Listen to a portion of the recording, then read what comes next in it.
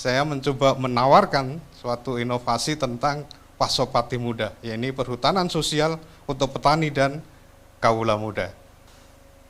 Nah, Pasopati Muda ini kita melihat ada sumber daya manusia yang sangat luar biasa, kemudian ada kesiapan dari petani, tetapi dengan keterbatasan-keterbatasan yang dimiliki oleh petani ini dalam pengelolaan perhutanan sosial. Maka kita coba untuk mengkolaborasikan antara generasi muda ini, generasi milenial, dengan para petani yang ada di kegiatan perhutanan sosial. Kegiatannya berupa apa untuk kaum muda ini? Pertama, mereka suka berekspresi kan, maka kita coba untuk mereka kita ikat menjadi relawan. Ketika berkaitan dengan substansi teknis ataupun yang lainnya, maka para generasi muda ini kita coba untuk kita bentuk menjadi pendamping bagi kelompok perhutanan sosial. Dan untuk berkaitan dengan kegiatan usaha yang lain, kegiatan lebih lanjut ini didukung oleh kaum muda ini yang berupa entrepreneur-entrepreneur muda yang kita harapkan mampu membantu untuk mengembangkan kegiatan yang ada di perhutanan sosial. Ya, selamat pagi. Saya Rina Kristanti. Ide yang saya bangun dalam kegiatan ini adalah membangun Reoni, reklamasi untuk Indonesia, sistem alert reklamasi Indonesia. Reoni ini merupakan sistem informasi berbasis atau dengan core data spasial dan non-spasial yang akan menjadi sistem alert yang akan menduduk barengkan semua stakeholder dalam proses bisnis reklamasi di Indonesia. Juga akan menghubungkan semua elemen-elemen reklamasi, baik itu sektor kehutanan, sektor pertambangan, dan juga sektor lingkungan. Dengan user face yang sangat interaktif dan juga atraktif, serta mudah dilihat dan mudah dicermati dan dipahami, saya yakin Reoni ini akan menjadi sistem informasi yang update dan juga real time, dan juga pada akhirnya diharapkan dapat menggantikan sistem informasi yang ada, di mana saat ini sistem informasi yang ada masih lintas atau masih egosektoral atau berbasis tusi saja. Jadi belum bisa menduduk barengkan semua stakeholder pastinya. Nah, reklamasi untuk Indonesia atau Reoni ini akan menjadi sistem alert. Seperti dilihat, nanti dia akan berkedip-kedip apabila terjadi kekosongan data atau ketidaksinkronan data antara rencana dan implementasi pastinya. Apabila rencana reklamasi ada yang tidak pas, dia akan berkedip-kedip. Pihak mana yang menimbulkan keterhambatan atau kemacetan pada kegiatan proses bisnis reklamasi, dan lain-lainnya yang meliputi semua elemen dari hulu hingga ke hilir reklamasi PPKH. Terkait dengan ekosistem urban atau CBFE, reklamasi untuk Indonesia atau Reoni ini akan menjadi platform pembelajaran untuk bersama. Pastinya, karena apa? Akan ditampilkan fitur-fitur terkait tentang bagian-bagian dari kegiatan reklamasi yang merupakan juga kegiatan urban, seperti agroforestry, pengembangan hasil hutan bukan kayu, di mana sekarang sudah berjalan minyak kayu putih atau serai wangi. Juga kegiatan-kegiatan lain yang dapat dikembangkan seperti ekowisata, agroforestry, sudah silvofishery dan juga silvopasture yang harus pastinya didukung oleh regulasi. Jalin Utara. Jalin adalah singkatan dari Jaringan Adnelevo Infomedia. Adnelevo bahasa Raja Ampat artinya milik kita bersama. Tugas pertama Jalin adalah diseminasi informasi, lalu membina konten kreator lokal, kemudian mengajak mereka mengolah mimpi dan harapan publik menjadi konten sosial media. Muaranya nanti adalah untuk membangun percakapan apresiatif dan dialog yang luas, terutama dengan platform digital terutama. Hasil awal kerja Jalin yang pertama adalah adanya pemetaan energi sosial publik. Harapannya saling percaya antara publik itu mulai tumbuh bahwa impian seseorang bisa jadi inspirasi bagi banyak orang. Masalah yang dihadapi bersama butuh kesadaran bersama. Kita tidak perlu lagi menyelesaikannya sendiri-sendiri. Lanjut ke Utara. Utara adalah singkatan dari Utusan Raja Ampat. Utara adalah bentuk dari rumah gerak perubahan dan inovasi. Jadi karena bentuknya lebih utuh, Utara bisa menggagas kampanye dan juga bisa menggagas kemitraan hingga pembentukan komitmen bersama. Tapi tugas penting dari Utara adalah membina dan menjaring klub-klub inovator.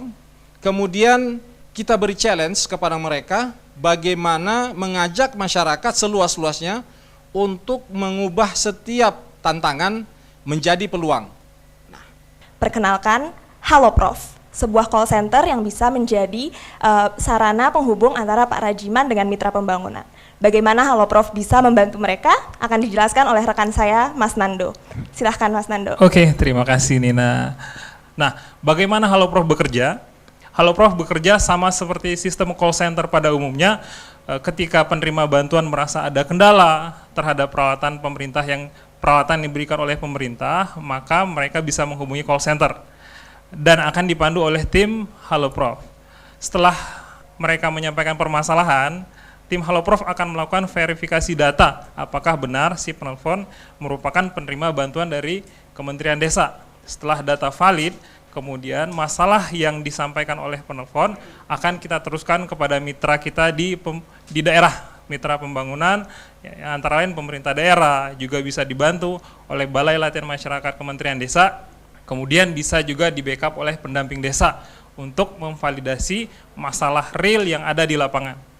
Dengan tujuan agar pemerintah daerah bersama-sama penerima bantuan mampu mencari solusi bersama agar masalah yang dihadapi bisa terpecahkan.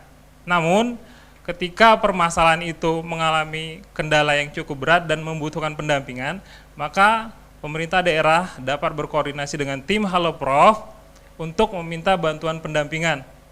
Dan itu akan kita respon untuk diteruskan kepada mitra pembangunan lainnya.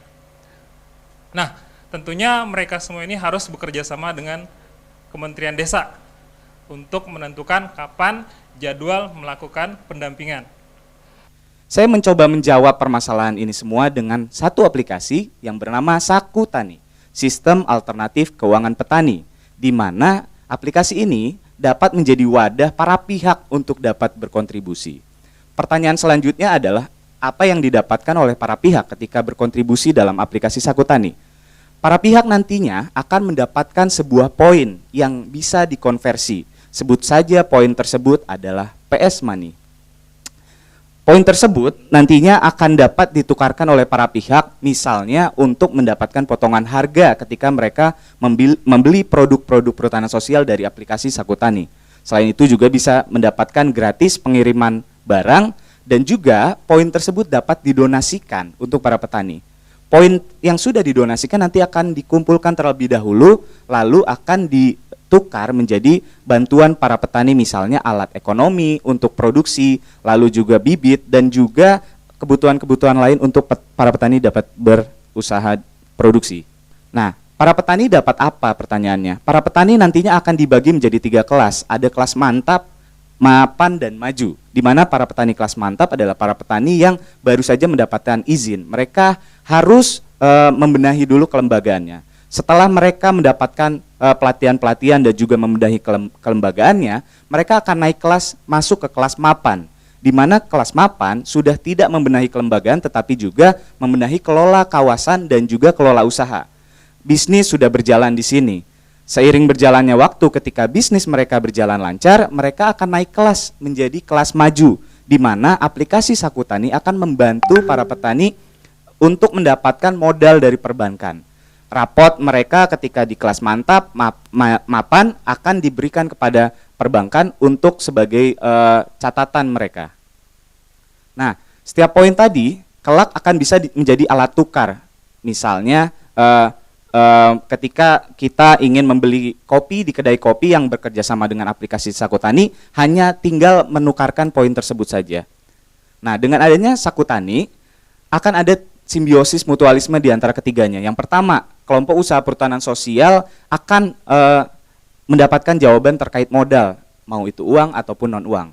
Lalu kaum milenial akan mendapatkan ruang untuk mereka berekspresi dan juga mendapatkan sebuah apresiasi dengan adanya poin. Lalu Saku Tani sendiri itu akan sangat senang membantu menjadi penghubung, dan juga mereka Saku Tani akan membantu menghitung kontribusi para pihak terhadap para petani tersebut. Oke, ini adalah peta petik buah. Teman-teman lihat di situ ada 3 zona. Ada kebun informasi, kebun audisi, dan kebun petik. Mau tahu gimana di situ? Ayo kita ke kebun informasi. Di sini teman-teman bisa melihat di kanan kiri ya, ada pohon-pohon. Itu pohon-pohon pendanaan, ada yang dari APBN, ada yang dana publik privat, CSR, fintech, grants dan sebagainya. Tuh ada MFP itu di situ. Yuk kita ke selanjutnya ke kebun audisi. Audisi artinya teman-teman siap berkompetisi, harus registrasi dulu, isi data, maunya apa, tujuannya apa, rekam jejaknya apa. Nah di sini sistem akan menilai teman-teman levelnya apa, sesuai kartu level teman-teman. Oke, di situ setelah itu ada 2 jalan. Teman-teman bisa ke rumah simulasi, ini untuk yang mau cek ombak dulu ya, di situ nanti ada pos komunikasi, jadi teman-teman dikasih tahu kenapa level saya begini, kenapa akses yang bisa saya dapat dananya ini. Dari kartu level teman-teman warnanya itu sesuai warna jendela. Teman buka jendela itu ada pohon pilihan yang tersedia. Kemudian yang jalan kedua itu langsung ke jembatan saring. Ini untuk teman-teman yang udah pede atau yang sudah memutuskan di rumah simulasi. Kita semakin dekat, setelah lewat kebun audisi kita ke kebun petik, udah makin dekat nih, buahnya sudah mau dipetik nih. Teman-teman harus penuhi persyaratan-persyaratan dari dana yang tadi bisa diakses. Ada juga kontak person yang teman-teman mendampingi di situ untuk bisa mendapatkan. Kalau teman-teman sukses, langsung bisa petik buah. Mungkin ada juga yang butuh waktu, agak muter dulu tuh, harus perbaikan. Ada mungkin rekomendasi KLHK dan sebagainya, jadi agak muter ya. Tapi harapannya semua bisa dapat dana yang masuk situ. Untuk itu saya menawarkan dua paket. Yang pertama deregulasinya, kedua simplifikasi di sistemnya. Kita lihat untuk PNBP sendiri memang seperti kemarin dijelaskan Bapak penulis, Bapak Dirjen PSKL, harusnya masyarakat itu ya sejahtera dulu, baru mikirin PNBP. Idealnya memang PNBP itu Rp0 untuk masyarakat, kata Bapak Dirjen PSKL. Ya, itu kita sama-sama sepakat, mungkin idealnya seperti itu. Namun instrumen yang ada saat ini memang masih mengharuskan Perhutanan Sosial membayar PNBP. Kalau gitu kita ambil jalan tengah yuk. Gimana kalau kita turunkan saja tarifnya, yang penting merangsang masyarakat untuk membayar 1%, 2% gitu kan. Yang penting masyarakat ikhlas.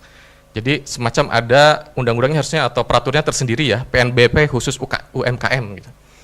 Kemudian terkait persyaratan, banyak persyaratan yang belum dimiliki, rata-rata seperti itu. Kita adopsi SVLK waktu itu, bahwa kalau persyaratan belum lengkap itu cukup pakai surat keterangan. Sehingga tadi saya mau bayar PNBP ketika dia belum punya rencana kerja segala macam, ya udahlah yang penting dia sedang mengurus, ada surat keterangannya lalu dia bisa membayar. Yang penting kan bayar dulu gitu loh. Kemudian deklarasi untuk usaha mikro dan kecil, ini biar kelihatan gradasinya. Yang besar-besar oke lah, dia harus pakai tenaga teknis bersertifikat gitu kan untuk yang berlaku saat ini. Kemudian kalau yang menengah mungkin pakai personil kelompok yang di BIMTEK oleh BPHP atau dinas, dan kemudian untuk yang kecil cukuplah deklarasi. Kita aja yang kantoran menyusun SPD kan itu semacam deklarasi juga, kita dipercaya, masyarakat kok, marilah kita kasih kepercayaan ke masyarakat. Dan berikutnya mungkin ada rasionalisasi sanksi ya, jangan masyarakat itu kok ditakut-takuti, ada beban di belakangnya dihantui oleh pidana. Nah, kemudian yang kedua, simplifikasi dari sistemnya itu sendiri. Saya tidak menawarkan membuat app baru, ini bisa saja penguatan dari SIHBK misalnya seperti itu. Pengalaman saya saat itu, untuk master data kita harus masuk ke SIPUH dulu. Kemudian setelah di-approve oleh teman-teman di balai, kemudian masuk ke SIHBK baru upload persyaratan-persyaratan yang banyak itu. Salah satunya RKU, RKT. Kalau sudah itu pas pembayaran nanti SIPNBP. Maksud saya satu langkah, satu sistem, kalau masyarakat udahlah tahunya satu aja, dia nggak usah ngapalin ada 3 sistem di situ, alamatnya juga bingung mereka. Satu app yang ringan, satu langkah pendaftarnya juga, syarat-syarat yang tadi mungkin cukup difoto aja, dan kemudian seperti aplikasi-aplikasi kekinian, saya pengennya tuh make a good first impression. Pertama itu kalau daftar ya cukup username sama password. Kalau dia ada persyaratan-persyaratan yang harus dilengkapi, ya nanti setelah sebulan atau 2 bulan mungkin ada email masuk, oh Anda belum lengkap nih, aplikasi-aplikasi sekarang kan kayak gitu ya, kenapa kita tidak bisa seperti itu? Kemudian sistem yang ada di PHPL tadi itu tidak harus digabungkan di app ini, tapi artinya bagaimana tampilannya seringan mungkin bisa diakses di remote gitu. Ini adalah beberapa fitur-fitur gender yang kami tawarkan. Yang pertama adalah generation. Ada lomba gender di 260 satker. Tujuannya adalah selain kami ingin membuat peradaban gender dan mengalirkan deras ke 260 satker gitu ya. Kami juga ingin mencari praktek-praktek terbaik di beberapa satuan kerja kami, seperti contohnya Taman Nasional Leuser. Bagaimana praktek terbaik kegiatan gender di sana, kemudian bagaimana praktek terbaik yang ada di Taman Nasional Rinjani, Taman Nasional Komodo, dan lain sebagainya di 260 satuan kerja yang tersebar dari Medan sampai ke Papua. Selanjutnya, setelah itu kami akan memberikan penghargaan dan memberikan apresiasi yang nanti akan diberikan langsung oleh Bu Menteri. Fitur yang kedua adalah Glitz. Glitz ini adalah kelas kepemimpinan. Bapak Ibu tahu Lemhanas, kita bayangkan Lemhanas. Nah, ini adalah kelas kepemimpinan untuk gender. Sebanyak 40 peserta dan ini semua eselon 2 diundang langsung oleh Kepala Biro Perencanaan untuk hadir mengikuti Glitz. Glitz ini yang tadi saya sampaikan kelas kepemimpinan. Selanjutnya adalah Teach. Teach adalah untuk para pelaksana. Tadinya kami akan merekrut 100 orang, tapi ternyata kami ragu gitu ya. Kalau hanya 100 orang yang akan memperbincangkan gender, bagaimana gerakan ini bisa masif? Lalu kami akan mencetak 100 gender champion. Lalu saya bingung lagi, gimana caranya merekrut 1000 gender champion? Akhirnya saya terinspirasi oleh kelas-kelas pikatan ini, sehingga nanti kelas ini akan kami laksanakan via YouTube dan Zoom. Dalam hal ini saya mengajak kepada Bapak Ibu semua dan Sobat Gender untuk setuju dengan ide saya, karena ke depan kita tidak hanya berbicara tentang gender, tapi juga harus sudah melihat aksi-aksi nyata yang ada di lapangan. Selanjutnya, saya Ernawati Eko Hartono siap andil dan turut dalam melukis pembangunan kehutanan dan lingkungan hidup melalui Festival Gender. Terima kasih, salam rimbawan responsif gender.